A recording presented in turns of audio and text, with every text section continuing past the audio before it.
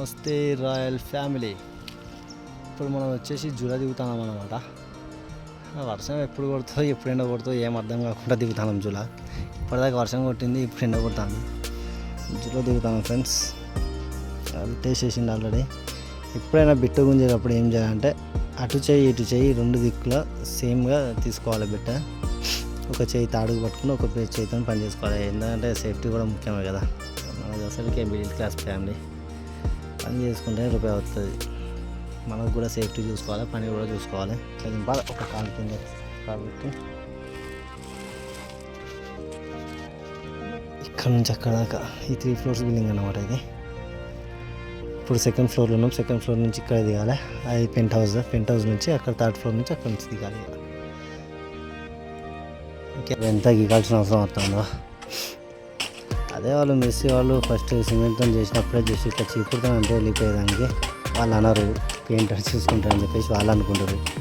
కానీ మొత్తం బటన్ వచ్చేసి మొత్తం పెయింటర్ మీద పడుతుంది. జస్ట్ ఇట్లా మొత్తం గోడని క్లీన్ చేసుకోవాలి. పట్టితోనే క్లీన్ చేసేసుకున్న తర్వాత ఏం చేయాలంటే రోలర్ తీసుకొని అప్పుడు గోడ మీద ఏం మార్కర్ లేకుండా అప్లై చేసుకుంటే కలర్ కూడా నీట్గా వచ్చేస్తుంది. ప్రైమర్ నీట్గా వేసుకుంటే ఆటోమేటిక్గా కలర్ కూడా నీట్గా వచ్చేస్తుంది మామ. కానీ ప్రాణం కూడా జాగ్రత్త చూసుకుంటూ చేయాలి పని అన్నది. ఎందుకంటే మనది మిడిల్ క్లాస్ బతుకు. మనం పని చేసుకుంటేనే బతకగలుగుతాం. మనకి ఈ పని తప్ప మనం వేరే పని కూడా చేయలేం. ఎందుకంటే మనకి ఏమైనా అయినా కానీ మన పక్క పంటి ఉన్న మన ఎవరు రాడు, మన బతుకు మనం బతకాల్సిందే.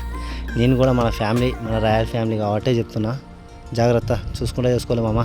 ఇట్లా రోలర్తో అప్లై చేసుకోవడం వల్ల ఏమవుతుంది అంటే మామ, గోడ కూడా క్లీన్గా వచ్చేస్తుంది. క్లీన్గా ఉన్నదంటే ఆటోమేటిక్గా కలర్ కూడా నీట్గా వచ్చేస్తుంది. ఏం లేదు, ఫస్ట్ సిమెంట్ వర్కలు సిమెంట్ అవి ఏమి ఉంటే లేకుండా చూసుకోవాలి అంతే. అవి లేకుంటే ఆటోమేటిక్గా కలర్ కూడా మంచిగా వచ్చేస్తాయి.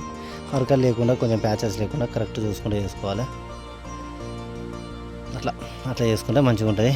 దీంతో పాటుగా మనకు ప్రాణం కూడా ముఖ్యం కాబట్టి జాగ్రత్తగా చూసుకుంటూ చేసుకోవాలి మామ. మరి బాయ్ మరి.